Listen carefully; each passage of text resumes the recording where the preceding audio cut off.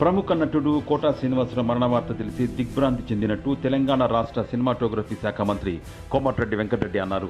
1999లో quota Srinivasarao తను ఎమ్మెల్యేగా పనిచేశామని మంత్రి గుర్తు చేసుకున్నారు. తన విలక్షణ నటనతో మెప్పించిన కోటా శ్రీనివాసరావు మృతి సినీ పరిశ్రమకు తీయలేని లోటు అని ఆయన అన్నారు. ये न्यूज़ को पेश करते हैं हैदराबाद होम अप्लायंसेस। తెలుగు చిత్ర పరిశ్రమలో హాస్య నటుడుగా, విలన్గా ఏ పాత్రనైనా తన తరహాలో పోషిస్తూ రెండు రాష్ట్రాల ప్రజల గుండెల్లో ఉన్న కోట శ్రీనివాసరావు మృతి నిజంగా చాలా దిగ్భ్రాంతికి గురి చేసింది.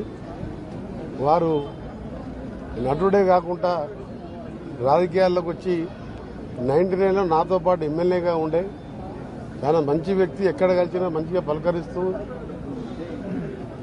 వారి యాక్టింగ్ కూడా నిజంగా ఆహ్వానికెళ్ళి వారు నటించిన సినిమా బయట తీస్తుంటే నిజంగా బాధ అనిపిస్తున్నది. వారు లేరంటే నమ్మలేకపోతున్నాం మనం.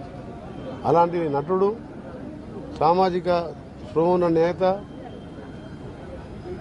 రాజకీయంగా 5 సంవత్సరాల ఎమ్మెల్యేగా సేవలు అందించిన ప్రముఖ నటుడు నిజంగా ఈరోజు మరణించడం బాధాకరం.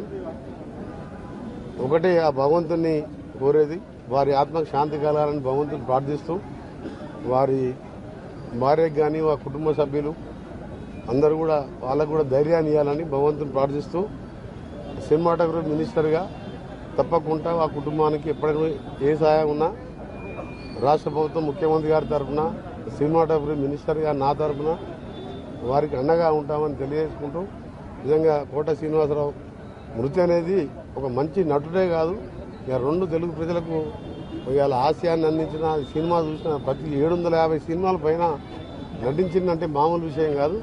అలాంటి కోట సినిమాలు లేకపోవడం బాధాకరం.